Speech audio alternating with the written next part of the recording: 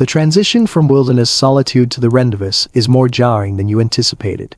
For weeks, your world consisted of Bill's voice, the sounds of the river and forest, the rhythms of survival work. Now, suddenly, you're surrounded by dozens, maybe hundreds of men speaking multiple languages, laughing, arguing, trading. The sensory overload is real. The Blackfoot warning Bill delivered has put the camp on edge. Extra guards are posted around the horse herd along the perimeter.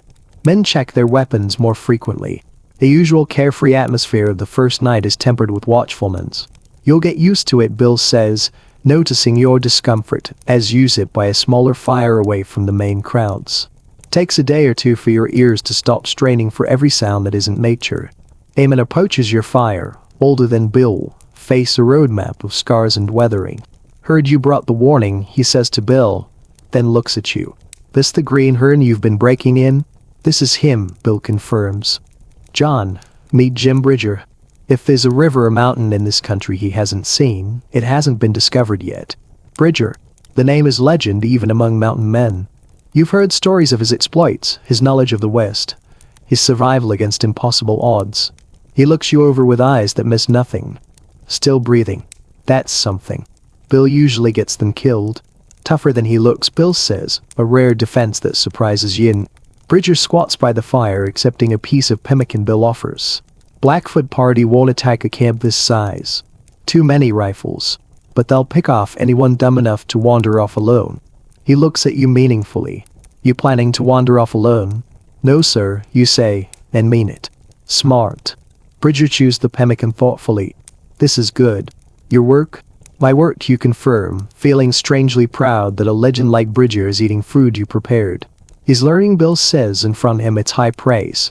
Bridger stays by your fire for an hour, sharing news from different parts of the mountains. Which rivers still have good beaver? Which tribes are friendly or hostile this season? Which passes are clear of snow? It's a living map of the West, updated through first-hand experience and the shared intelligence of the Mountain Man Network. After Bridger leaves to circulate among other fires, Bill turns to you. Remember what he said. Men get killed at Rendavis not from Blackfoot arrows, but from bad whiskey, gambling debts, or thinking they're tougher than they're after a few drinks. The wisdom is practical, born from years of seeing how men behave when they emerge from months of isolation into temporary community. The next day, the business of the rendezvous begins in earnest. The fur company tent becomes the center of activity. Trappers line up with their season's harvest, beaver pelts bundled and carried to be weighed, graded, and valued. The air fills with the distinctive smell of damp fur and the sound of bargaining. You watch as Bill presents his pelts. The company agent, Harrison, examines each one with a critical eye, checking for thickness, color, and damage. Good quality, he admits reluctantly. Better than most coming in this year. 20-6 prime, Bill says. Plus the greenhorn's share. Harrison looks at you. And how many did you contribute to this partnership? 7, you say, trying to keep the defensiveness out of your voice. But I did most of the skinning and fleshing. 7, Harrison repeats, making a note in his ledger. At current prices, that's $17.50. Amount is less than you hoped, but more than you had when you started. In street. Lewis, it would be several months' wages for a laborer.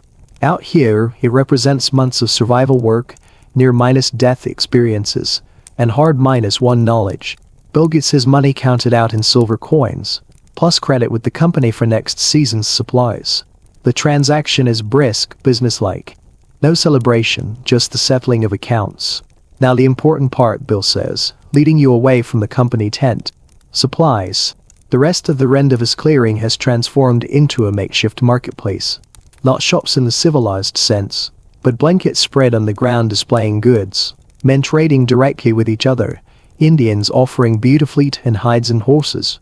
You need everything, Bill assesses, looking at your worn clothing and minimal equipment. Start with the basics. By over the next few hours under Bill's guidance you spend your earnings. New wool trousers to replace your worn through city clothes. A proper wool blanket that's thicker than your current bedroll. A tin cooking pot to replace the makeshift bark containers you've been using. Linen powder for your rifle. Fishhooks and line. A small supply of salt. A luxury you've gone without for weeks. Each purchase is considered carefully. That pot's too heavy, Bill says when you consider one. Look for thinner metal, lighter to carry. Or don't get that blanket. Wool's too coarse. Won't hold heat when wet. The education continues, now focused on equipment rather than survival skills. How to judge the quality of a knife by the ring of the steel. How to test blanket wool by pulling it to check for weakness. How to spot patched moccasins that will fall apart after a week of walking. You also watch the other trades happening around you. A trapper trades 3 prime beaver pelts for a new rifle. Another exchanges a beautiful eaten elk hide for a pair of beaded moccasins and a supply of coffee. An Indian offers a spotted horse for 2 blankets, a knife, and a pound of tobacco. The relative values are established not by printed prices, but by immediate need, scarcity, and mutual agreement. Remember what things are worth out here, Bill advises as you watch a man pay what seems an exorbitant amount for a small bag of sugar. In street, Lewis, sugar's cheap. Out here, it's months from the nearest source. Weight for weight, it might be worth more than silver. The concept of a shifting economy based on location and circumstance is fascinating. In the wilderness, value isn't absolute. It's situational. A pound of coffee at the rendezvous might trade for a beaver pelt. That same pound of coffee carried into the deep mountains months later might be worth 3 pelts to a man desperate for the comfort of a familiar taste.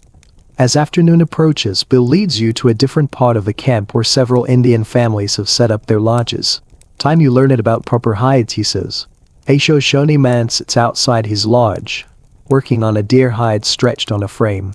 His hands move with a grace and efficiency that makes Bill's capable movements look clumsy by comparison.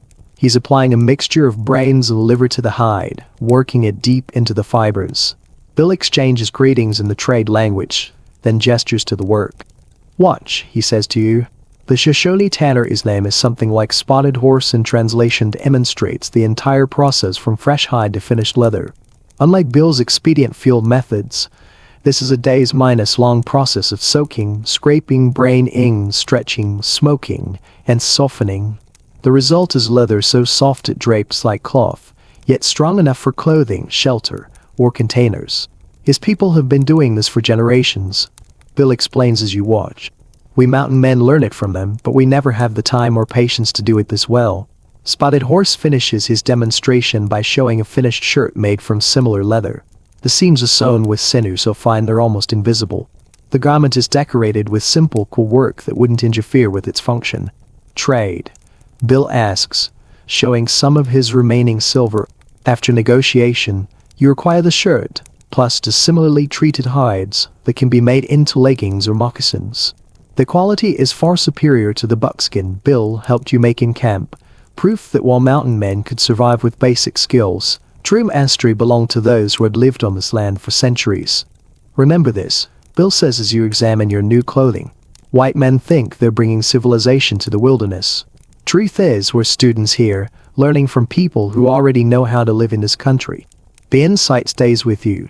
For all their toughness and self-reliance, the mountain men stood on the foundation of knowledge developed by native peoples over millennia. The traps might be European technology, but the understanding of beaver behavior, the reading of river systems, the preparation of hides, the making of pemmican, these were lessons learned from original inhabitants. As evening falls again on the rendezvous, the atmosphere has shifted. The initial tension from the Blackfoot warning has eased with no sign of attack. The business of trading is mostly complete. Now comes the social part of the gathering, for which rendezvous were famous and infamous.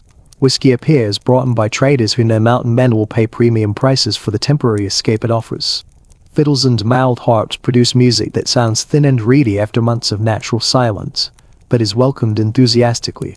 Stories grant all with each retelling. You stick close to Bill, who participates minimally in the revelry. He takes a single cup of whiskey, sipping it slowly through the evening rather than gulping it like some of the younger trappers. He listens to stories, occasionally offering a correction when facts get distorted, but mostly just observing. See that man? Bill nods toward a trapper who's already unsteady on his feet, laughing too loudly at a joke. By morning you'll have gambled away his season's earnings, traded his good rifle for a broken one, and be signing on for another year just to get supplies. Happens every time. Why, you ask, watching the man accept another cup of whiskey from a trader who watches him with calculating eyes. Months alone in the mountains changes a man, Bill says quietly. Some can't handle coming back to people. The noise, the closeness, the remembering of what they've been through. The whiskey makes it easier for a night. The company men know it. That's why they bring it. It's a darker aspect of the mountain man life you hadn't considered, not just the physical dangers of the wilderness, but the psychological toll of alternating between extreme solitude and intense socialization. As night deepens, Bill suggests walking the perimeter of the camp. Good habit, he says. See how the guards are placed. Know your escape routes if things go bad. The lesson continues even here, in what passes for civilization in the wilderness. Always be aware. Always know your options. Never assume safety. From a slight rise at the edge of camp, you look back at the scene. Dozens of fires dot the darkness. The sounds of music, laughter, and occasional argument carry on the night air. The silhouettes of men moving between fires, some steady, some staggering. The darker shapes of the Indian lodges at the camp's edge, quieter, more contained. It won't last, Bill says, following your gaze. Another 10 years, maybe less. Too many men coming west. Beaver getting trapped out. Settlers following the trails we're making. This. He gestures at the camp. This way of life is already dying. The statement hangs in the night air, weighted with truth. The mountain men are pioneers in the truest sense, not settlers who come to stay, but explorers who pass through, opening paths that others will follow to change the land forever. What will you do when it ends, you ask? Bill is silent for a long time. Die in the mountains probably, or find some remote valley too rough for settlers. But I won't go back to towns. That life isn't mine anymore. There's no self-pity in his voice, just statement of fact. A man who has become so adapted to one world that he can no longer live in another. When you return to your fire, Bridger is there again, talking quietly with two other older trappers. They fall silent as you approach, but not before you catch a few words. British. Hudson's Bay. Poisoning streams. Bridger looks at Bill. You heard? Rumors, Bill says. Truth. Enough truth to worry about, one of the other men says. He's French minus Canadian, his accent thick. Up north along the border, they're putting poison in creeks to kill beaver, keep American trappers out of their territory. The revelation shocks you. They destroy an entire stream just for pelts. Not for pelts, Bridger corrects. For territory. The beaver will come back in a few years. But if there are no beaver, American trappers won't go there. Gives the British time to establish their claims. The wilderness politics are more complex than you imagined. Not just man against nature, or even man against man in simple competition, but systematic strategies that alter ecosystems for geopolitical advantage. Want the poison kill everything, you ask? Fish, animals that drink the water? The French minus Canadian rapper, his name is Otwan, nods grimly. We. Everything. But the country is big, they say. What's one dead stream? The casual calculation of destruction for advantage sits heavily in the night air. You think of your river, the beaver you trapped, the fish you caught, the water you drank. The idea of someone deliberately poisoning it to keep other people out seems a violation of something fundamental. Won't be the last, Bill says quietly. As beaver gets scarcer, men get more desperate, more destructive. The conversation turns to practical matters: which drainages might be affected, which ones still have good beaver populations, how to avoid areas of conflict between competing companies and nations. As you listen, you realize the mountain men are not just individual adventurers. They're part of a larger economic and political system they only partially understand or control. Their freedom is real, but constrained by forces far beyond the mountains. European empires competing for territory, fashion trends in London and New York that determine the value of their labor, company policies made in distant offices. Late that night, as the camp finally grows quiet, you lie under your new blanket looking at the stars. The rendezvous has been an education in itself, revealing layers of the mountain man life that weren't apparent in the solitary existence of the trapping grounds. The skills you learn from Bill, the tracking, the trapping, the fire minus making, the shelter minus building, those were the foundation. But the rendezvous shows the superstructure, the trade networks, the politics, the economics, the social dynamics, the psychological challenges of moving between solitude and community. Bill is already asleep nearby, his breathing steady and quiet. Even here, in relative safety among dozens of armed men, he sleeps like a wild animal, lightly, ready to wake at any unusual sound. You think about his comment about dying in the mountains. At first it sounded tragic. Now, in the context of everything you've seen and learned, it seems almost logical. A man who has become so perfectly adapted to a specific environment that he cannot thrive anywhere else. Like a pine tree that can grow on rocky slopes where other trees cannot, but would wither in rich soil. Your own future feels uncertain in a new way. Before the randomness, the choice seems simple: return to civilization with your earnings and your stories, or stay in the mountains for another season. Now you see additional dimensions. The mountain life is changing, becoming more contested, more commercialized, less sustainable. The very skills you're learning might soon be obsolete. Not because they're ineffective, but because the world that requires them is disappearing. Yet even as you think this, you feel the pull of the wilderness. The simplicity of direct engagement with immediate needs. The clarity of survival decisions. The profound silence of empty spaces. These things have changed you in 6 weeks, more than 6 years in street. Who has changed you? As sleep finally comes, your last thought is that perhaps the most valuable thing you're gaining isn't the money from furrows, or even the survival skills, but the perspective.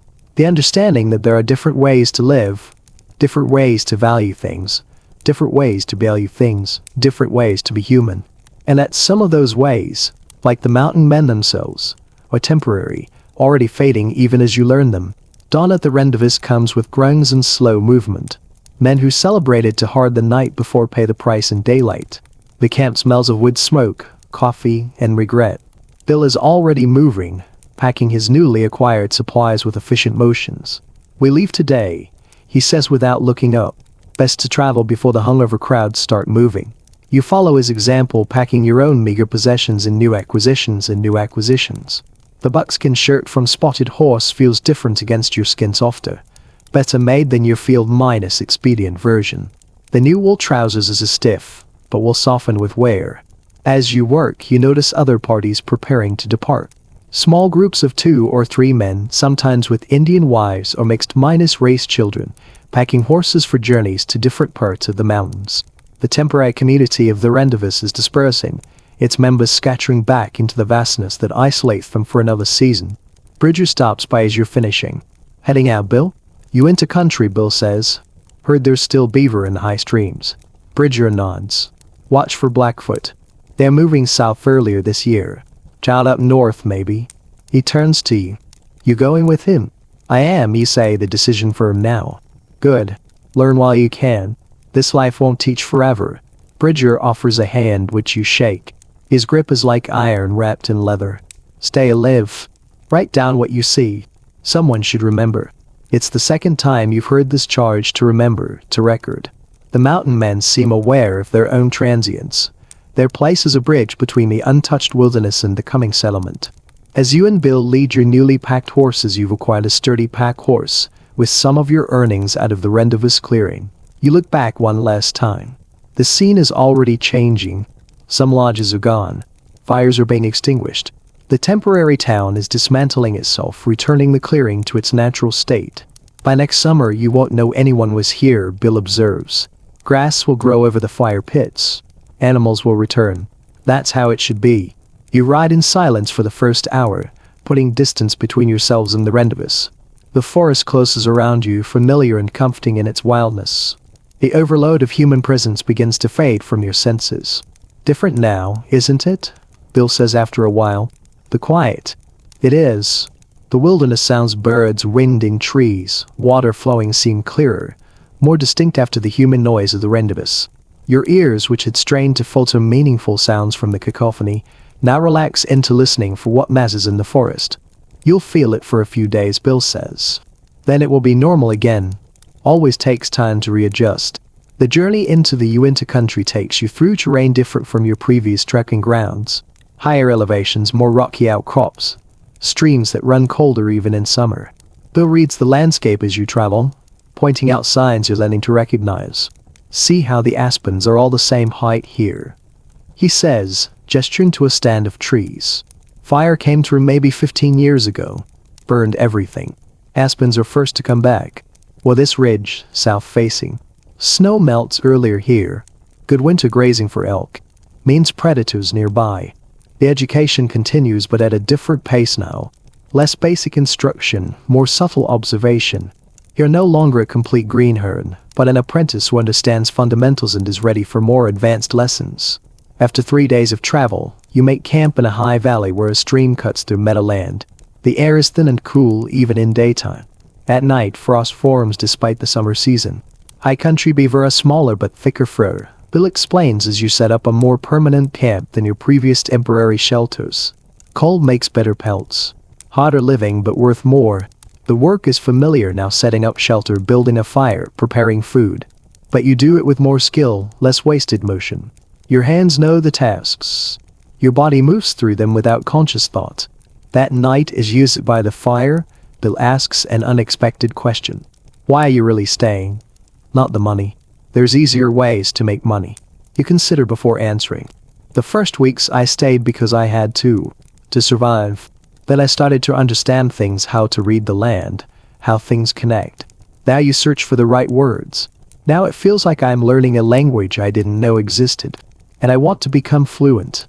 Bill nods slowly. That's as good a reason as any. Better than most. He pokes at the fire. Most men come for the romance or the money. They don't last. The ones who stay, they're the ones who find something else out here. Something the world back east doesn't have anymore. What's that, you ask? Bill looks out at the darkening valley. Truth. Direct truth. In the wilderness, things are what they are.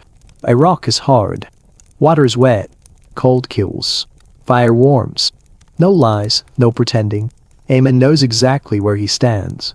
The simplicity is deceptive, you realize. Not simple as in easy, but simple as in fundamental. Stripped of the complexities and deceptions of civilization, reduced to essential realities. You can't lie to a grizzly bear, Bill continues. Can't talk your way out of a snowstorm. Can't bribe a river not to drown you. Out here, you either know what you're doing or you die. That clarity. Some men need it. You think about the complexities of street, Lewis society, the social maneuvering, the business deceptions, the political games. Compared to the direct cause minus and minus effect of wilderness survival, they seem suddenly artificial, even absurd. Will I become like you? You ask quietly, unable to go back. Bill looks at you across the fire. Don't know. Depends on what you find more real, the world men built, or the world that was here before them. Most people need the first. Some of us need the second. The conversation lingers in your mind as you prepare for sleep. The idea of different kinds of reality. Different ways of being true. The mountain men, for all their roughness and sometimes brutality, live in a world of immediate, undeniable truth. Their skills either work or they don't. Their decisions either keep them alive or kill them. There's a purity to that existence, however harsh. As you lie under your new blanket, listening to the stream and the night sounds, you feel the truth of Bill's words. The wilderness doesn't care about your intentions, your education, your social standing. It only responds to your actions, your knowledge, your adaptation. In its indifference, there's a kind of fairness. Your last thought before sleep is that perhaps this is the mountain man's real treasure, not the furs they trade, but the clarity they earned. A way of living where cause and effect are immediate and visible, where competence matters more than connection, where reality asserts itself without apology. And you understand in a way you couldn't have before the rendezvous, when men like Bill would choose this life even as it disappears around them. They're not just making a living. They're living in a particular kind of truth that's becoming increasingly rare in an ever more complicated world. The skills can be learned. The knowledge can be acquired.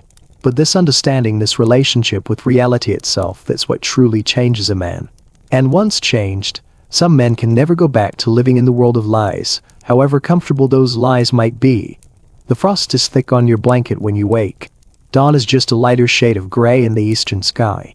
Bill is already stirring the fire back to life, his movements quiet and efficient. Cold night, you observe your breath visible in the air. High country, Bill says without looking up. Summer doesn't mean the same thing up here. You help with breakfast, pemmican crumbled into root water to make a thin stew. The familiar taste is comforting in the cold morning. As you eat, Bill outlines the day's plans. Need to scout the valley. Find beaver sign. Check for other trappers. He looks at you. You take the east side. I'll take the west. Meet back here by midday. It's the first time he sent you out alone on a meaningful task. A test of your growing skills. What am I looking for exactly, you ask, wanting to be sure. Everything? beaver cuttings, dams, lodges, tracks animal and human, water sources, shelter locations, good trapping spots. He meets your eyes. Read the land. Tell me its story. The assignment is both simple and profound, not just looking for specific signs, but understanding what they mean in context. Reading the landscape as a coherent whole rather than a collection of isolated features. You set out as the sun finally crests the ridge, flooding the valley with golden light. The cold air warms quickly as you walk. Your senses sharpened by months of training, take in the details. The east side of the valley slopes more gently than the west, with more meadowland and fewer trees. A small creek, a tributary of the main stream, cuts through the grassland. You follow it looking for the signs Bill taught you to recognize. They're aspens with distinctive chew marks about 2 feet above the ground, beaver cuttings fresh from this season. Further along, a small dam under construction across the creek, not more than a few branches of mud, but clearly beaver work. You make mental notes, estimating the size of the colony from the amount of fresh sign. A family group, not a large colony, maybe 4 or 5 animals. As you continue up the creek, you notice other signs. Elk tracks in the soft mud at a crossing point a small herd passed through recently. A patch of disturbed earth where a bear dug for roots or insects. The scat of a mountain lion on a prominent rock, marking territory. You're reading the story Bill asked for. The beaver are here, but not in large numbers. The elk use this valley as a travel route between higher and lower grazing. Predators follow the elk. The ecosystem functions in connected patterns. Near the head of the valley, you find something unexpected, a circle of stones arranged deliberately, not by nature. Inside, the remains of a small fire, the ashes long cold but protected from weather by the stone ring. Human but not recent. No tracks visible in the dry ground around it. You examine the site carefully. The stones are placed with purpose, creating a windbreak for the fire, though trash or other signs of occupation. A temporary camp, probably a single night, maybe months or even a year ago.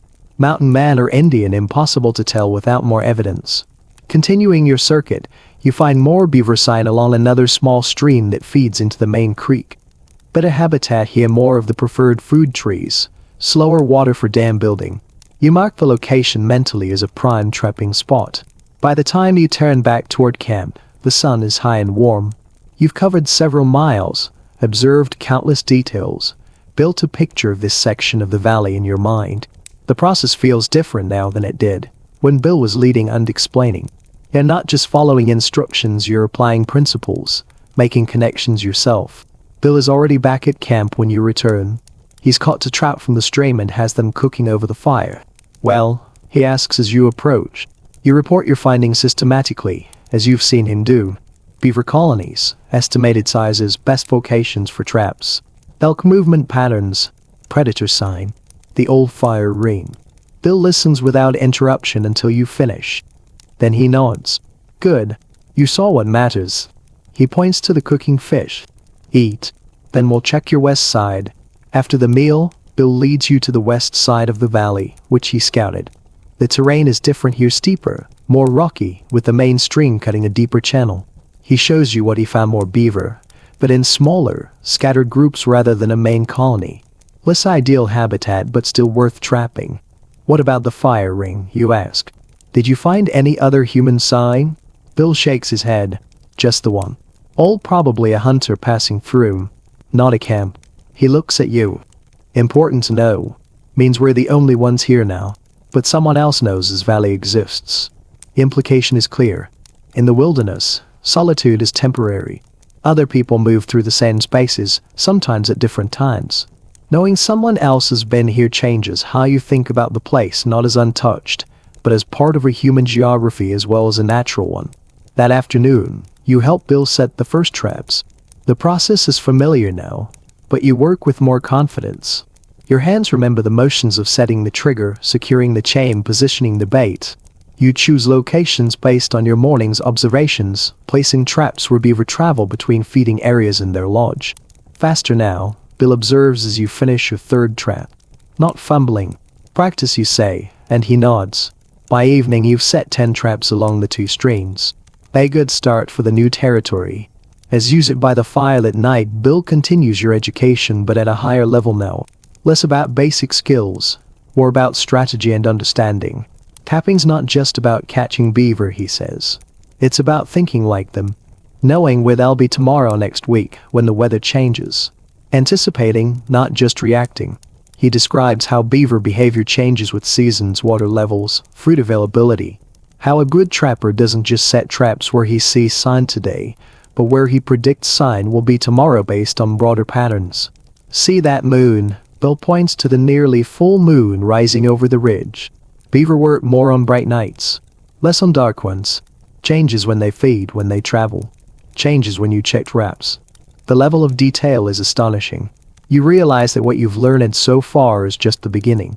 True mastery involves understanding not just what animals do, but why, and how those patterns shift with countless variables.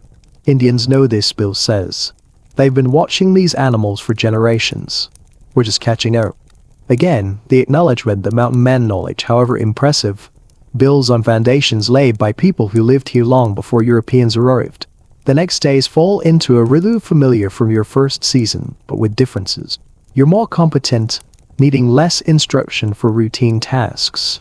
Bill gives you more responsibility, checking traps alone, making decisions about trap placement, choosing camp locations when you move up the valley. Your relationship shifts gradually from teacher-student to something closer to partnership. Not equals Bill's experience still dwarfs yours, but with you carrying more of the load, making more contributions. One afternoon, as you're skinning beaver at a temporary camp further up the valley, Bill watches your technique critically. Still cutting too deep on the belly, he says. Remember, the fur is thinnest there, easy to damage. You adjust your pressure, focusing on the delicate work of separating skin from flesh without cutting through. The pelt comes away clean, undamaged. That's what Bill acknowledges. It's a small moment, but significant. The criticism is specific, technical, aimed at refining skill rather than correcting basic error. You've moved past the stage of fundamental mistakes, into the finer points of craft. As the days pass, you notice changes in yourself that go beyond skills. Your perception of time is altered. In civilization, time is measured in hours, days, weeks, abstract units marked by clocks and calendars. Out here, time is measured in sunlight, in hunger cycles, in healing rates, in the gradual drying of pelts, in the movement of gain through territory. You find yourself thinking in these natural rhythms rather than artificial ones. Not what day is it, but how long since the last rain. Not what time should we eat, but how long can we work before we need energy. Your body too has adapted. You're leaner, harder. You can walk all day with a heavy pack and not be exhausted.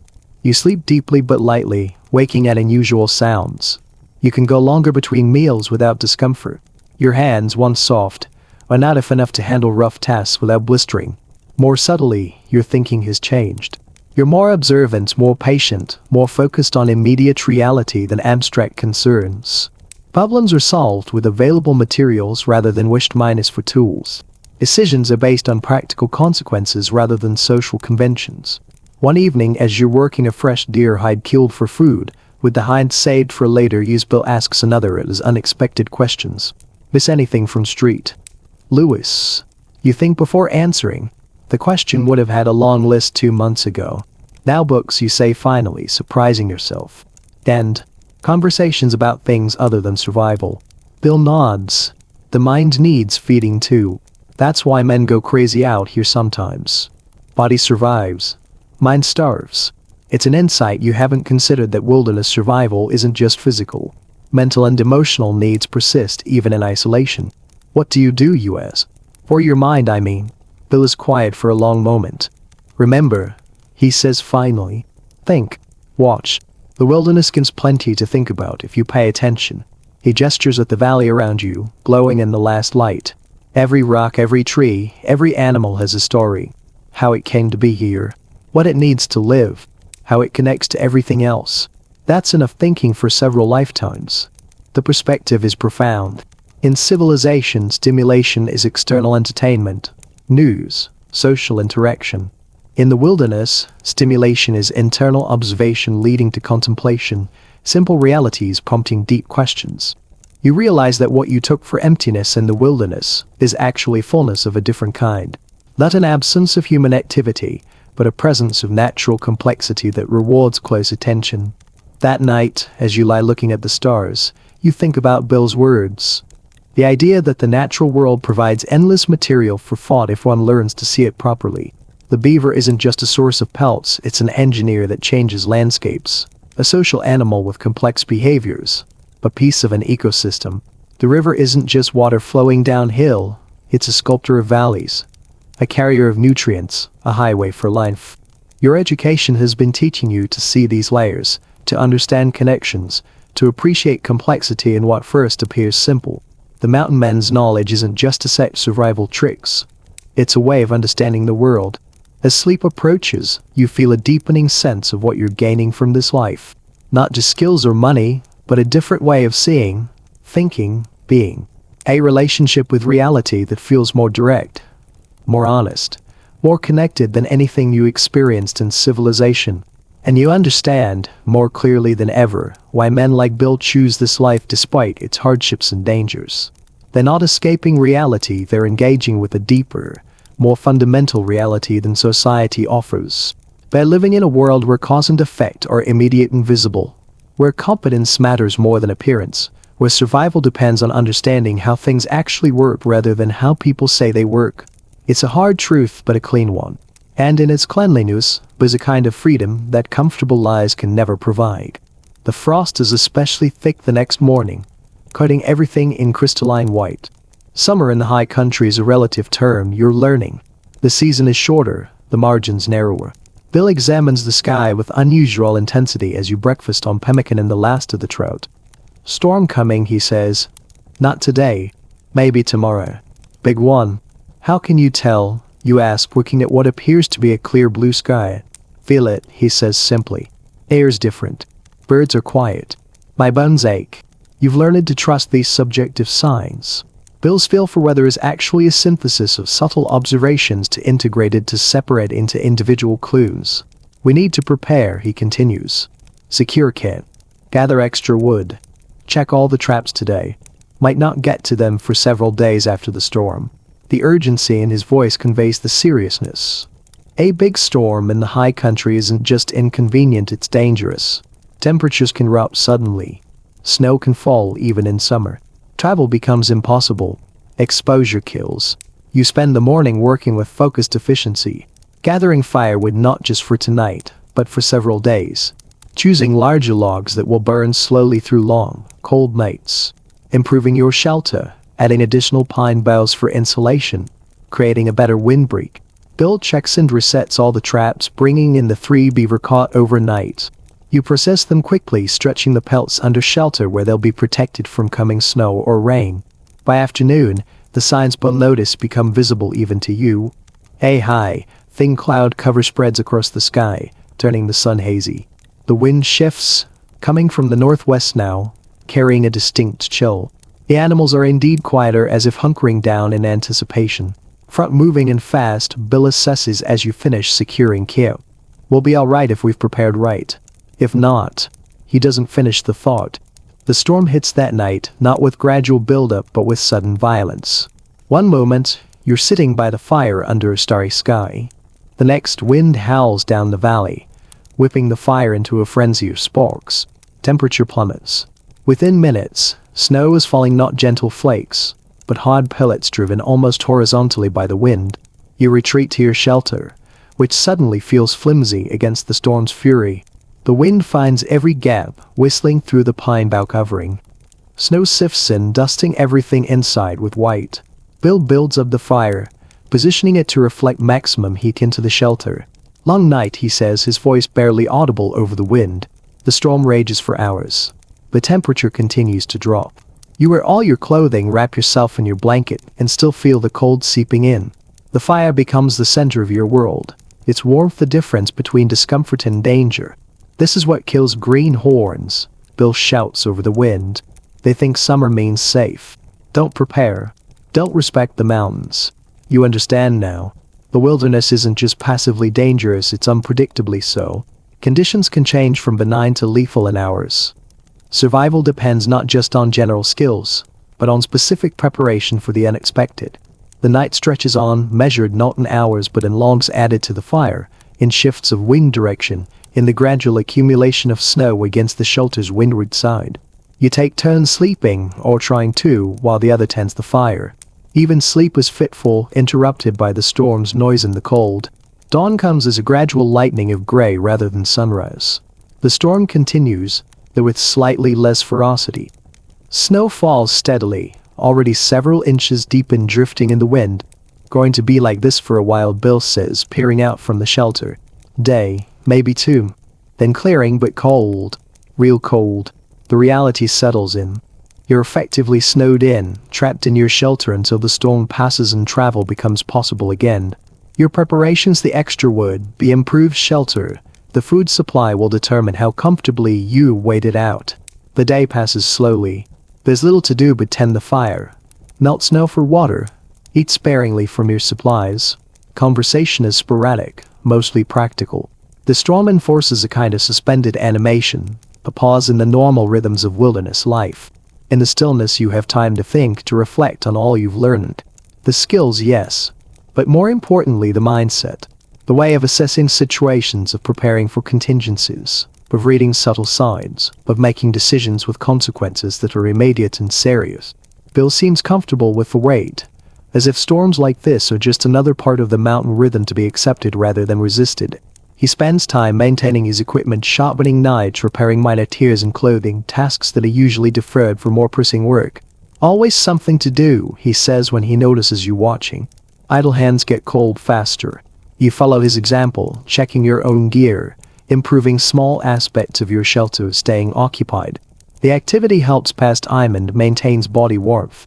By the second day, the storm begins to ease. The wind drops. The snow changes from driven pellets to gentle flakes. The temperature, however, continues to fall. When you venture briefly from the shelter, the cold takes your breath away, sharp and painful. Worse now, Bill says. Clear sky means radiation out cooling. Going to be bitter tonight. He's right. As the sky clears at dusk, revealing stars of shocking brilliance in the thin, cold air, the temperature plunges. The fire, which had been adequate against the storm's wind, now struggles against the still, intense cold. You burn more wood, staying closer to the flames. Your breath frosts immediately in the air. The water in your cooking pot freezes solid if left away from the fire for more than a few minutes.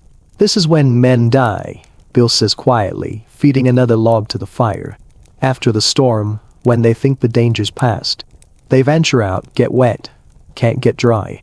Or they run out of wood because they didn't gather enough. Or they just get so cold their bodies give up. The statement isn't dramatic, just factual. The wilderness skills with indifference, you're a chain of small miscalculations that become irreversible. You think of the pemmican you made weeks ago, now proving its value as concentrated, non-minus perishable food. The extra wood you gathered. The improvements to your shelter. All small decisions that now matter enormously. The night is the coldest you've ever experienced.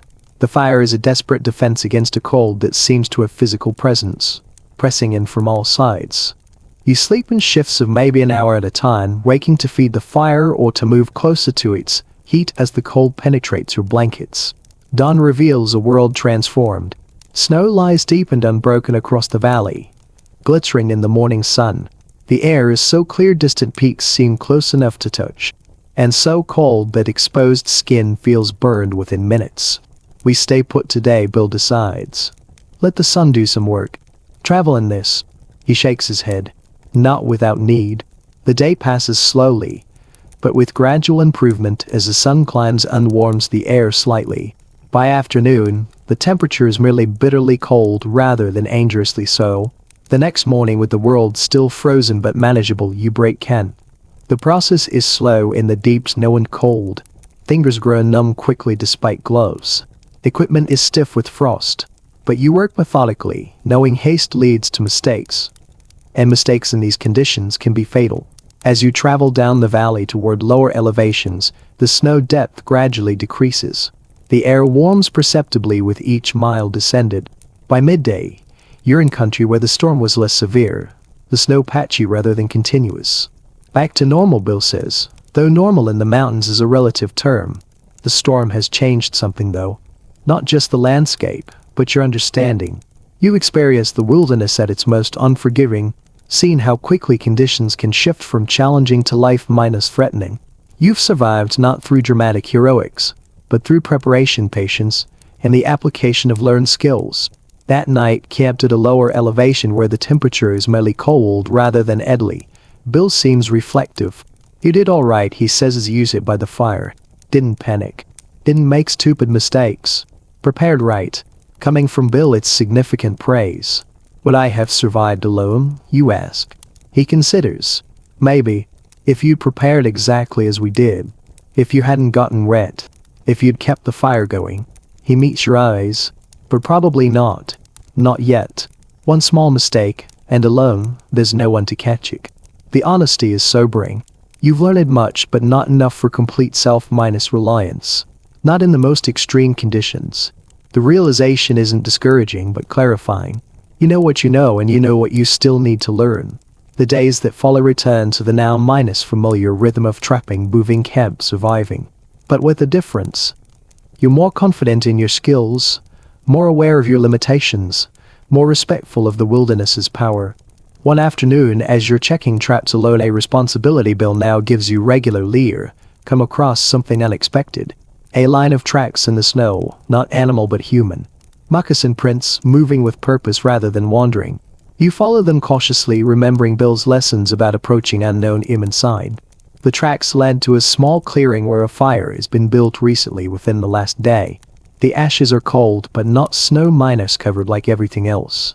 Someone has been here since the storm. The discovery sends a chill for you that has nothing to do with temperature. You're not alone in this part of the mountains. And the person or people who made these tracks in this fire didn't announce themselves. You return to camp quickly, reporting what you found. Bill listens carefully, then nods. Shoshone, probably. Hunting party. The storm would have forced them to shelter too. Should we be worried? You ask. Wary, not worried, he corrects. They know we're here. We know they're here. As long as neither side does anything stupid, we'll both go about our business. The incident reinforces another lesson: the wilderness is unempty. It's shared space, with its own rules of engagement between different users. Respect, caution, and non-interference usually allow coexistence. But the potential for conflict is always present. That night, as you consider the tracks in the cold fire, you understand another dimension of mountain man life. It's not just man against nature, but man among other men in nature. A delicate balance of solitude and community, of independence and mutual awareness. The season progresses. You move to new valleys as trapping depletes beaver populations in each area. Your skills continue to improve. You make fewer mistakes, work more efficiently, understand more deeply. One evening, as summer is fading into the first hints of autumn, Bill makes an announcement. "Time to think about wintering," he says. "Another month, maybe 6 weeks, and the high passes will start closing with snow. Need to decide where to hole up." The concept of wintering is new to you. The idea of finding a location to spend the entire winter in the mountains. Isolated by snow for months. Where do we go, you ask? Several options, Bill says. Lower elevation valleys that don't get as much snow. Hot springs areas where game winters.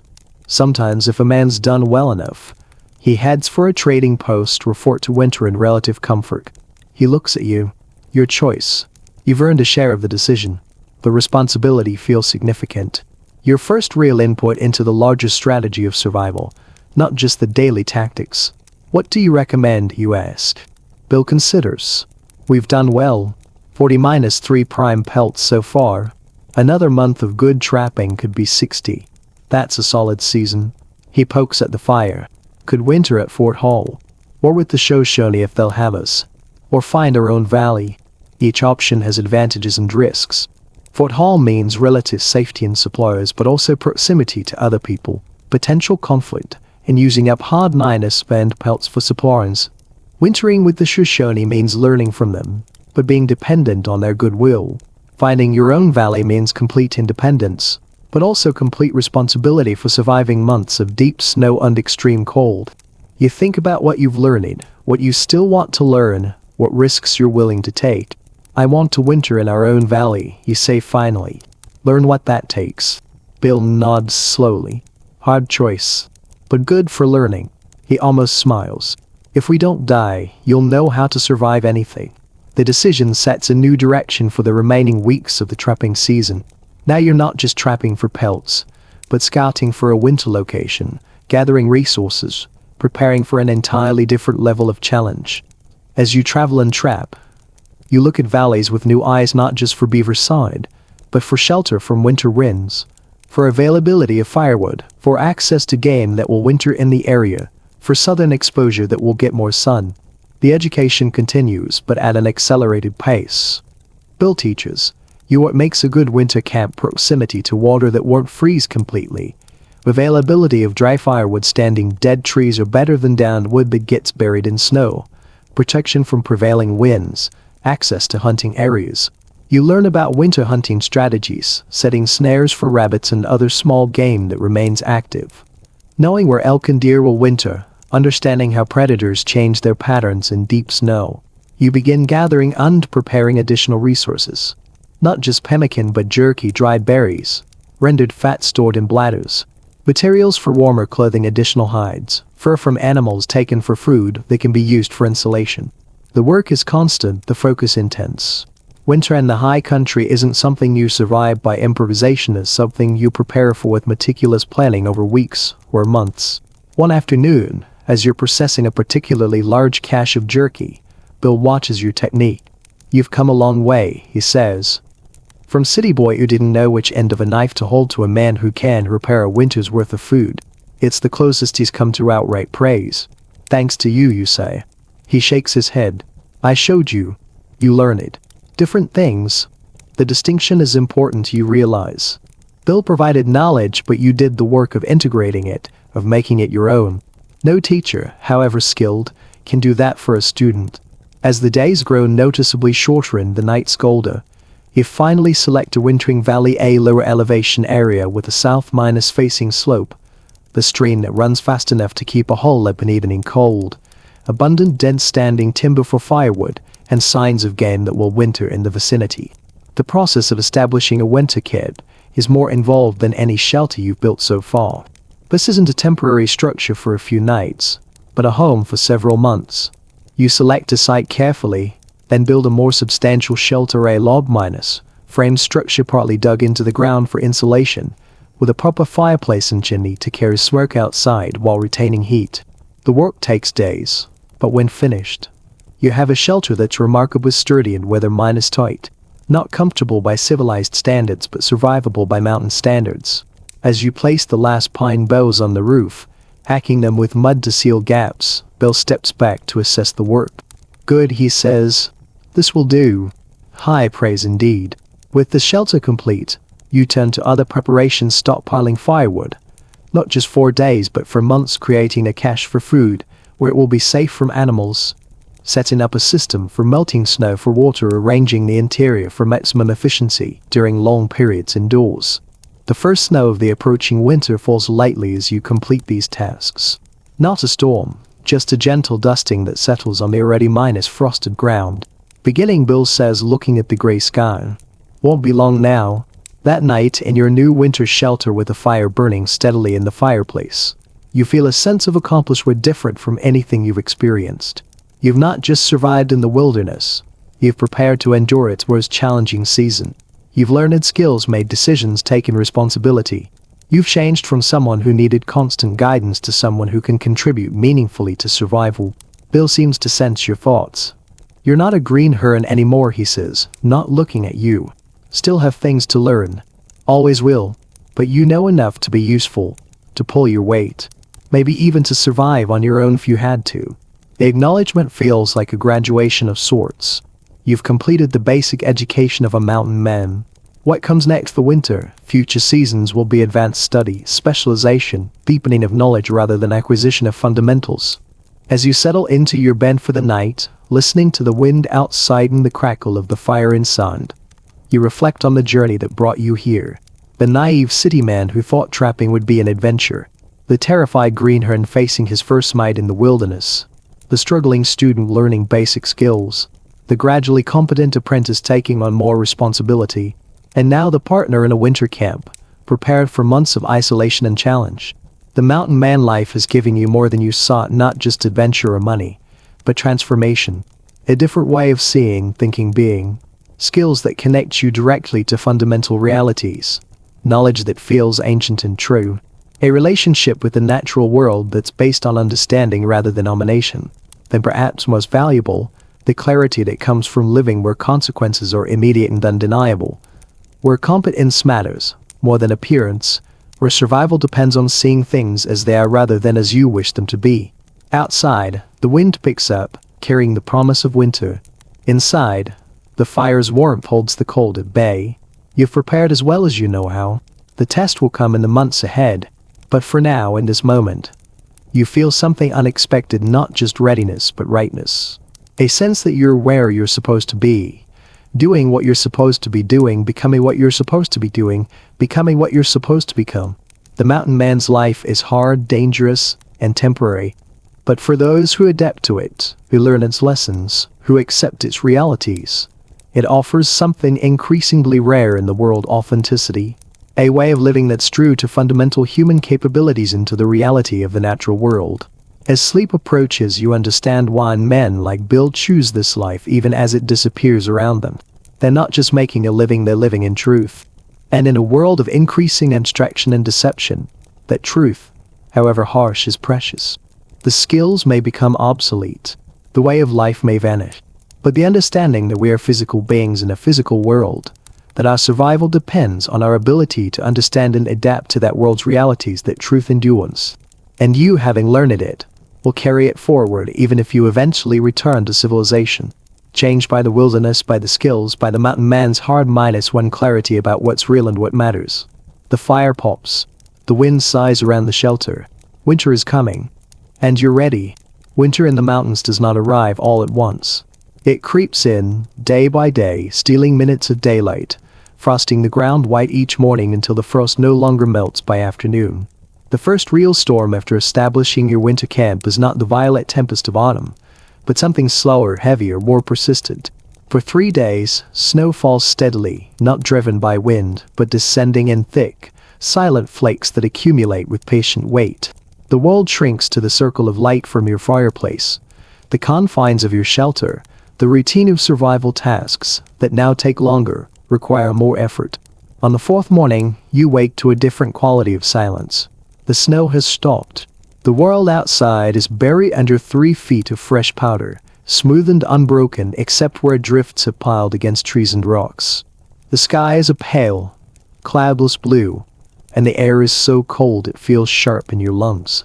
Now winter begins, Bill says, peering out through the hide-covered doorway. Now we learn what we've prepared for. The first lesson comes quickly. When you step outside to relieve yourself, you sink to your thighs in snow. Movement is no longer walking but a laborious lifting of each leg high enough to clear the surface. A simple trip to the woodpile, 20 feet from the shelter, leaves you breathing hard. Snowshoes, Bill says when you return, stamping snow from your leggings. First order of business. You've seen snowshoes before, of course, crude frames with rawhide webbing that trappers sometimes carried. But you've never made a pair, and Bill's method is different from the bought ones. We'll make our wide style, he decides. Better in deep powder than the beavertail ones most trappers use. The process takes 2 days. First, finding the right wood green ash saplings that are straight-grained and flexible. Bill cuts them with care, selecting pieces with a natural curve that can be shaped into the snowshoe frame.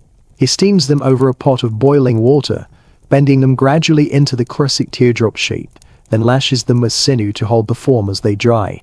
The webbing is the real work, using rawhide strips cut from a deer hide soaked until pliable. Bill shows you how to create the intricate pattern that will support your weight on the snow's surface. The weaving is methodical, repetitive, requiring patience as your fingers grow cold despite working near the fire. Tight but not rigid. Bill instructs as you work on your first shoe. Needs to give a little with each step. To tight, it snaps. To loose, you sink. By the end of the 2nd day, you have a serviceable pair of snowshoes. Crude compared to Bill's expertly crafted pair, but functional. When you strap them on and venture outside, the difference is miraculous. You float on the snow's surface rather than plunging through. Movement becomes possible again, though the wide, awkward gait takes getting used to. Now we can live, Bill says, watching you make your first circuit around the camp. Without these, winter is a prison. With them, it's a country we can move through. The snowshoes change everything. They reopen the world beyond your shelter. You can check the animal traps you set before the snow, mostly empty now as creatures have moved to winter ranges or hibernate. You can gather firewood from farther afield. You can even hunt, following the new logic of snow minus covered landscapes.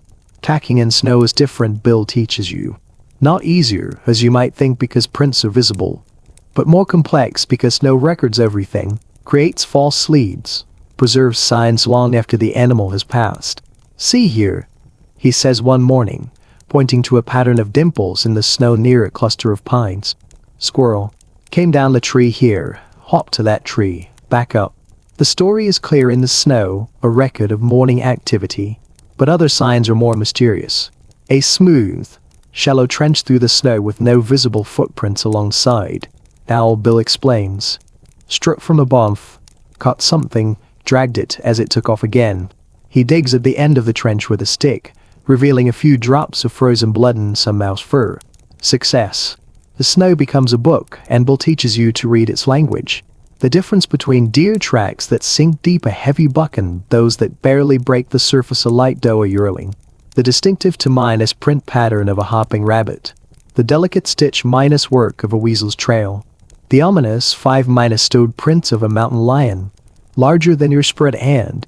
One afternoon, you follow a set of elk tracks that lead into a dense stand of fir trees. The snow is shallower here, protected by the canopy. The tracks are fresh within the hour. Bill judges from the sharpness of the edges. You move quietly, snowshoes making only soft swishing sounds. In a small clearing, you find the Americanfrontierlife yearlings, browsing on the fir branches they can reach.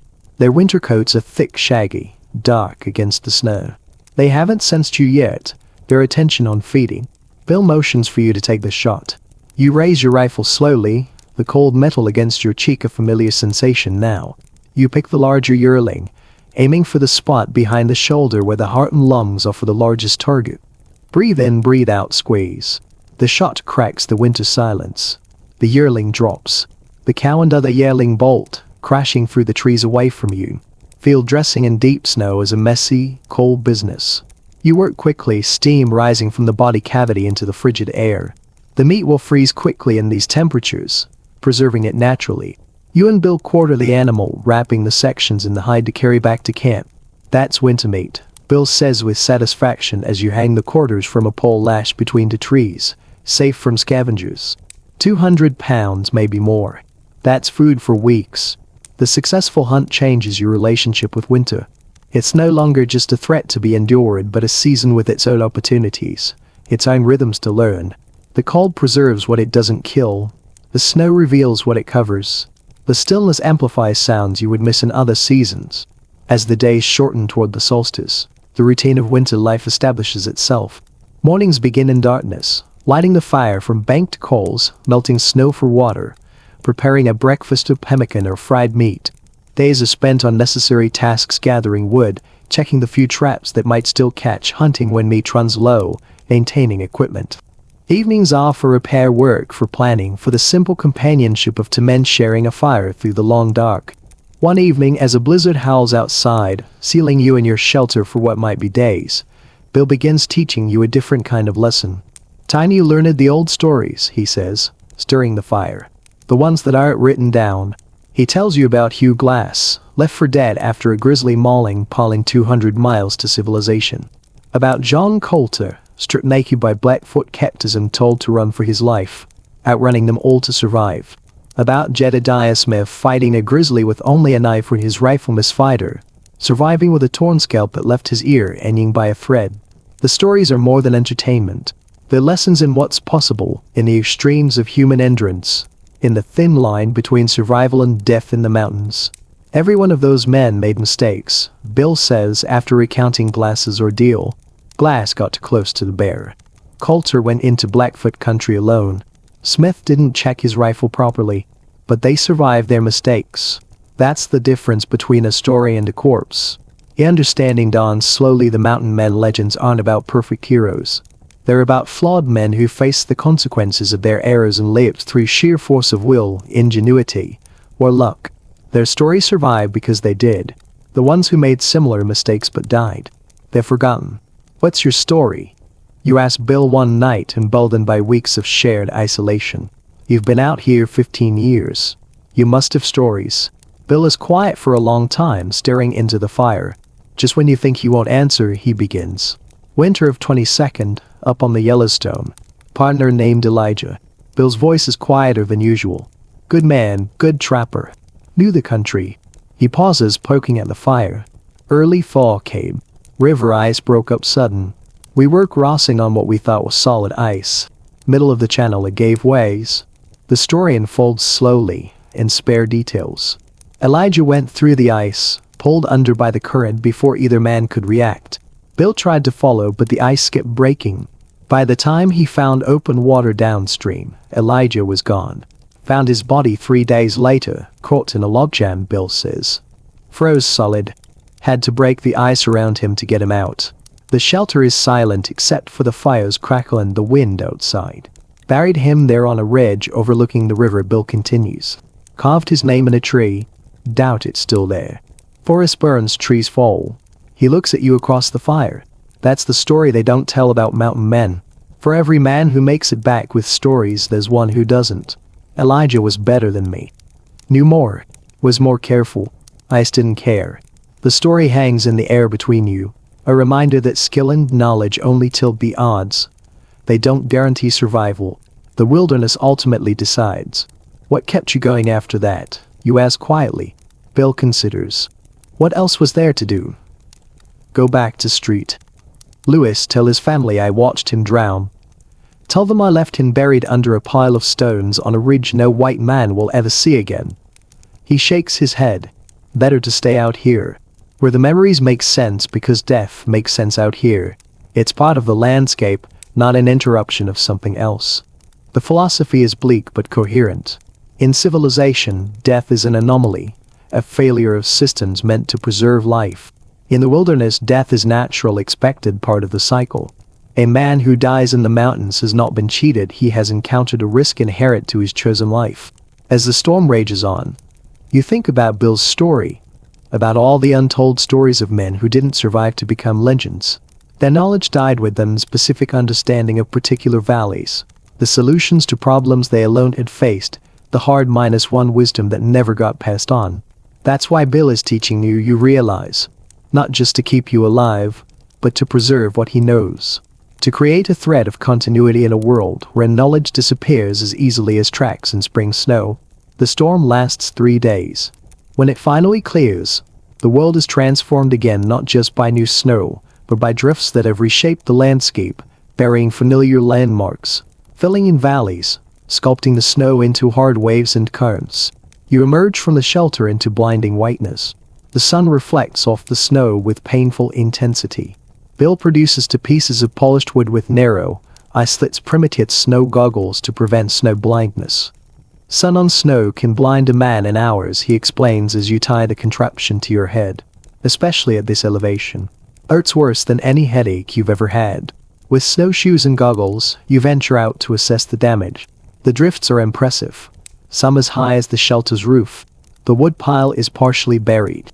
The meat cache is completely covered, requiring digging to access. But the real discovery comes when you check the stream for your water hole. The snow has insulated it so completely that the opening is frozen over, sealed shut by a foot of ice. Need to open a new one, Bill says, surveying the problem. But carefully. Break through from the edge, not the middle. Fall through into freezing water now, you're dead before we could get you out. The process is nerve-wracking. You chop cautiously at the ice near the bank where the water is shallowest. The ice is thick, resistant. It takes an hour of steady work to open a hole large enough to dip a bucket. The water that it flows into is so cold it numbs your hand instantly. Winter's deepening, Bill observes as you feel the water skins. Cold settling in. This isn't a storm passing through. This is winter establishing its territory. The days that follow are the coldest yet. Temperatures drop so low that exposed skin freezes in minutes. The air itself seems to crystallize, each breath a cloud of ice particles. The snow, which had been soft and yielding, now squeaks under your snowshoes, a sign of extreme cold. Survival becomes more elemental. Fires not just for warmth but for melting snow for water, since the stream hole freezes over within hours of opening it. Food is mostly frozen meat that must be thawed by the fire before cooking. Even inside the shelter, frost forms on the walls where your body heat doesn't reach. One morning you wake to find Bill examining your fingertips carefully. Starting to frostbite, he says matter minus of minus factly. See the whiteness at the tips? That's dead tissue. You hadn't noticed, but now that he points it out, you see the pale patches, feel the numbness. Need to watch that, Bill says. Frostbite spreads. Lose enough fingers you can't handle a rifle, can't set traps, can't do much of anything out here. He shows you exercises to maintain circulation, clenching and unclenching fists, rotating hands, massaging fingers. He has you rub snow on the affected areas gently, not roughly, to restore circulation slowly, rather than plunging them into warmth which can damage the tissue further. The attention to such small details is what separates survivors from casualties, you realize. Not just the big skills like hunting or shelter-building, but the minute awareness of your own body's condition, the early detection of problems before they become critical. As the winter solstice approaches, the days are brutally short. Sunlight when it comes is weak and slanted, providing little warmth. You measure the day not by the clock, but by how far the sun travels along the southern horizon before disappearing again. On the shortest day, Bill suggests a small observance. Longest night of the year, good time to take stock. He prepares a slightly better meal than usual venison stew with the last of the dried berries. A small piece of hardtack saved from the rendezvous supplies. Even a tiny cup of whiskey from his personal stash, saved for medicinal purposes as special occasions. As you eat by the fire, he talks about other solstices he's observed in the mountains alone, with partners now dead, once with a Shoshone band that celebrated with drumming and stories all night. Indians understand this better than we do, he says. They don't fight the seasons, they move with them. Their ceremonies mark the changes, remind people of the cycles. He tells you about the Shoshone winter stories, tales of the time when animals could speak, when the world was being formed, when lessons for living were established. The stories, he explains, aren't just entertainment, they're containers for knowledge about the land, the animals, the weather patterns. That's what we've lost, Bill says, staring into the fire. White men come with their written words, their printed knowledge. Good for some things. But the old stories, the ones told around fires like this, they carry different knowledge. Knowledge that's alive, that changes with the telling, that adapts to who's listening. You think about the stories he's told you about Hugh Glass, about his partner Elijah, about his own near-misses and lessons learned. They're his way of passing on knowledge that isn't in books, that can only be conveyed through narrative, through the sharing of experience. That night, as you lie awake listening to the deep silence of a winter night, no insects, few birds, just the occasional crack of a tree contracting in the cold, you think about knowledge and how it survives. Books preserve one kind of knowledge, but the mountain man's knowledge, like the indigenous knowledge it often borrows from, lives in skills, in stories, in the direct transmission from experienced hands to learning ones. You're part of that chain now. Not just learning skills, but understanding why they matter, how they fit into a larger way of being in the world. The specific way Bill sets a trap isn't just technique, it's the result of years of observation, of mistakes made and corrected, of adapting other men's methods to his own experience. When spring comes, if you survive this winter, you'll carry this knowledge forward. Maybe you'll teach someone else someday.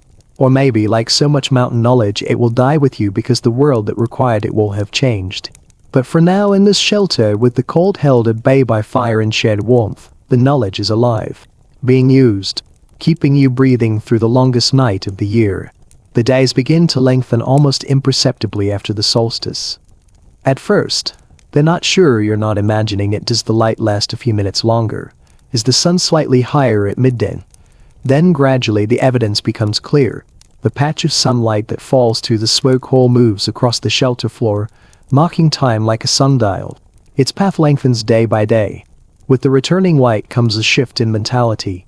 The deep winter survival mode, hunkered down, conserving energy, enduring, begins to transition toward preparation for spring. The psychological difference is as important as the physical one. Time to start thinking about the next season, Bill says one morning in late January. Winter's not done with us, but it's turned the corner. The tasks change accordingly, still centered on survival, but with an eye toward the future. You begin checking trap lines you hadn't visited in weeks, not expecting catches but assessing conditions, noting where beaver might return when the ice melts. You scout for signs of early spring, places where the sun's angle melts snow against dark tree trunks, creating the first bare ground you've seen in months. One afternoon, following a set of otter tracks along a frozen stream, you make a discovery that changes your understanding of winter survival, not human survival but animal survival. The tracks led to a hole in the ice where the stream flows faster, kept open by current. Around the hole, the snow is packed down, not with the slide marks of otters entering exiting the water. But more interesting are the fish remains scattered about: heads, skeletons, scales frozen in the snow. Otter Kitchen Bill says when you show him, they catch fish, bring them here to eat. Don't like to eat in the water where pieces float away. You examine the remains. Mostly small trout, but also the distinctive skull of a larger fish, a whitefish. Bill identifies it. They're eating better than we are, you observe. Bill nods. Otters know winter. Know where the fish gather under the ice. Know where the water stays open. He looks at you. We think we're clever, surviving winter. Animals do it without fire, without tools, without stored food. They just know. The humility in his voice is new.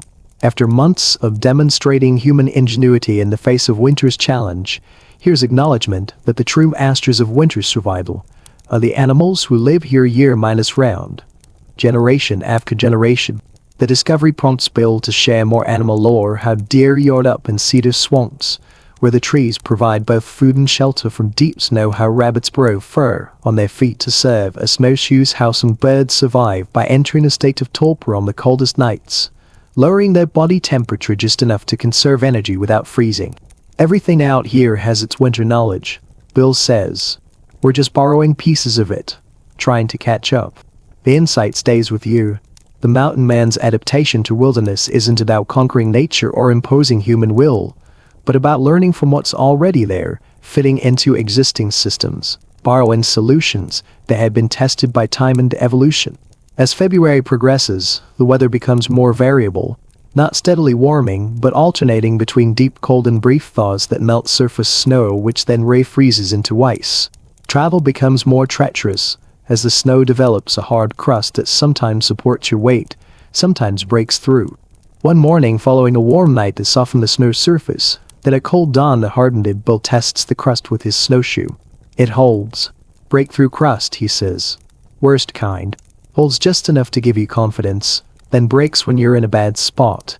He shows you how to test the snow ahead with a pole, how to distribute your weight, how to listen for the telltale cracking sound that means the crust is about to fail. It's another layer of winter knowledge, specific to conditions that only occur at certain times in certain ways. That afternoon, the crust teaches its own lesson. You're returning from checking a distant trap line when the snow gives way beneath you. One moment you're walking normally, the next, you're plunged to your waist in snow. One snowshoe trapped beneath you at an awkward angle. The shock of cold is immediate. Snow packs into your clothing, melting against your skin. Then freezing as the cold air hits it. You struggle to free yourself, but the more you move, the more trapped you become. Bill, who is ahead of you, turns back calmly. Stop struggling. You're making it worse. He approaches carefully, testing the snow with each step. When he reaches you, he doesn't try to pull you out immediately. Instead, he uses his own snowshoes to pack down the snow around you, creating a stable platform. Now, he says, unbuckle your snowshoes. One at a time. Slowly. Following his instructions, you free first one foot, then the other. With the snowshoes off, you're able to move more freely. Bill extends a pole for you to grab, and with steady pressure, you pull yourself out of the hole. Back on solid crust, you're wet, cold, and shaken. The snow that packed into your clothes is already melting, soaking through to your skin. In these temperatures, wet clothing can be deadly. Back to camp, Bill says. Fast as we can move without sweating. The return trip is miserable. The melted snow freezes on your clothing, forming a crust of ice. Your hands, wet from the struggle, grow numb. By the time you reach the shelter, you're shivering uncontrollably. Bill gets the fire blazing, then helps you strip off the frozen clothing. Rub snow on your skin, he instructs. Gently. Bring the circulation back slow. You follow his directions, though every instinct wants to plunge your hands toward the fire's warmth. The snowless edge is painful at first, then brings a tingling sensation as blood returns to chilled extremities. Once you're dry and wrapped in blankets, Bill prepares hot tea from pine needles and the last of your sugar. Drink this. Warm from the inside. As the shivering subsides and warmth returns, the lesson sinks in. Winter doesn't just kill through prolonged exposure, it kills the moments of misjudgment. Through small accidents that become critical because of the conditions. The crust that broke, the wet clothing, the distance from shelter individually manageable, together nearly fatal. Could have been worse, Bill says when you're recovered enough to speak. Alone, that might have been the end. Wet, cold, miles from shelter with night coming. He meets your eyes. That's why partners matter in winter. Not just for company. For moments like that, a near-minus accident changes your relationship with the winter landscape. You're more cautious, more respectful of conditions that seemed manageable before. You learn to read the snow not just for animal signs, but for its own character, its depth, its density, its stability. Much arise with longer days and stronger sun. The snow begins to settle, to develop a granular quality as it melts and dry freezes. Chips from icicles create small holes in the snowpack beneath them. The world is waking up slowly, reluctantly. With the changing season comes a shift in activity. Trapping becomes possible again as beaver emerge from their lodges, hungry after a winter living on stored food. The first open water appears along south-facing banks where the sun's reflection heats the dark earth enough to melt the snow from beneath. One afternoon, following one of these open channels, you come across fresh beaver sign, not just cuttings, but actual activity. A small aspen has been felled recently, the chips around its base still bright against the snow. Early riser, Bill says when you show him. Hungry after winter. Might be worth setting a few traps. The return to trapping feels different after a winter of pure survival. It's not just about food or pelts, now it's about re-engaging with the seasonal cycle, about participating in the world's reawakening. You set traps carefully, mindful that the beaver are likely thin after winter. It coats perhaps not to prime condition but valuable nonetheless as the first harvest of the new season. As the snow retreats, revealing the ground beneath, you discover what winter has hidden. The bones of animals that didn't survive, 8-ear carcass mostly consumed, leaving only bleached ribs and skull, the remains of a rabbit caught by an owl or fox even. Disturbingly, the frozen body of a trapper you hadn't known was in the area. You find him in a shallow draw, sheltered from the wind but not from the cold. He's sitting with his back against a tree, wrapped in a blanket, his rifle across his knees. Frozen solid, preserved by the cold. From his equipment and clothing, he was a mountain man, probably caught in a storm, separated from his party, or traveling alone. Bill examines the scene carefully. No visible injuries. Probably just got too cold, sat down to rest, never got up. He points to an empty whiskey bottle nearby. That wouldn't have helped. Gives a feeling of warmth, then makes you colder as it wears off. The discovery is sobering. A man like you surviving the winter until he didn't. The line between your situation and his seems terrifyingly thin. You bury him as best you can in the still frozen ground, piling stones over the grave to mark it. Bill carves initials in a nearby tree, J. N from a tag on his possible bag and the date winter 1831 Tito. Someone might look for him someday, Bill says when you're finished. Though likely not. Men disappear in these mountains. Families back east wait for letters that never come, eventually stop waiting. The moment stays with you, a reminder of the mountain man's ultimate anonymity. Their names might be remembered in stories if they did something remarkable, but most just lived, trapped, survived or didn't. They've now marked beyond temporary alterations to the landscape, a shelter that would rot, a trap line that would grow over, a grave that would be reclaimed by forest. April brings real change. The snow melts rapidly on south slopes, revealing bare ground for the first time in months. Streams swell with meltwater, their voices changing from winter silence to spring's roar. Birds return, first robins pecking at the softening ground, then flocks of geese passing overhead in beam-inus formations, the calls echoing down the valleys. With the open ground comes access to resources you haven't had since autumn. You gather the first green shoots, wild onion, miner's lettuce, dandelion greens, precious fresh vegetables, after months of meat and pemmican. Your body craves them and you eat them eagerly, feeling the lack they've filled. One afternoon, while gathering greens along a stream bank, you come across a patch of morel mushrooms pushing through the leaf litter. You recognize them from descriptions Bill has given: honeycombed caps, growing near certain trees in spring. You gather them carefully, bringing them back to camp. Bill examines your harvest. Good find. Morals. Best mushroom in the mountains. He shows you how to prepare them, sliced and fried and rendered fat with a little wild onion. It tastes as earthy rich, unlike anything you've eaten in months. Spring's gifts, Bill says as you eat. Winter tests you. Spring rewards you if you've passed the test. The sentiment captures the seasonal rhythm. The harshness of winter isn't pointless cruelty, it's part of a cycle that makes the spring's abundance meaningful, that ensures only those adapted to the land get to enjoy its renewal.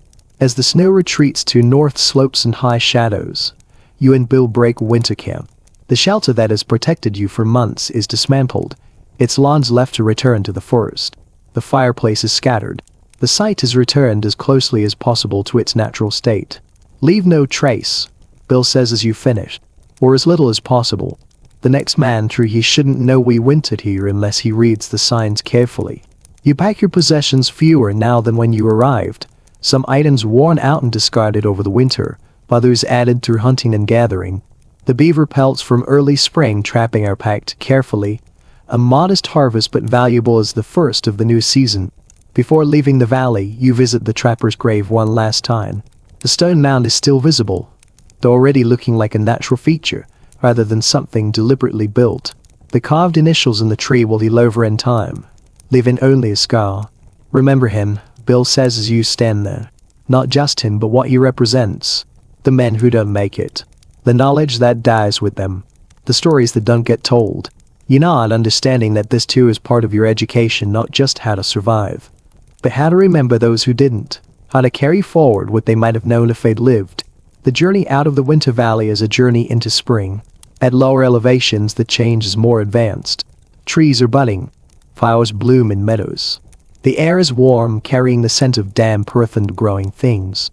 After months of winter's monochrome white snow, gray sky, dark trees, the colors seem almost painfully vivid. The green of new grass, the blue of sky, the bright yellow of early flowers. Your eyes, accustomed to winter's limited palette, drink in the variety. But a lower valley where the streams meet, you make camp for what Bill says will be several days. Rendezvous time again soon, he explains. Need to prepare pelts, take stock of what we have, decide about the coming season. The work is familiar now, stretching pelts, fleshing them, preparing them for trade. But your hands are more skilled, your movements more efficient. You work in comfortable silence with Bill, the rhythm of shared labor as natural as breathing. One evening, as you sit by the fire with the season's pelts spread around you, Bill raises the question you've been considering yourself.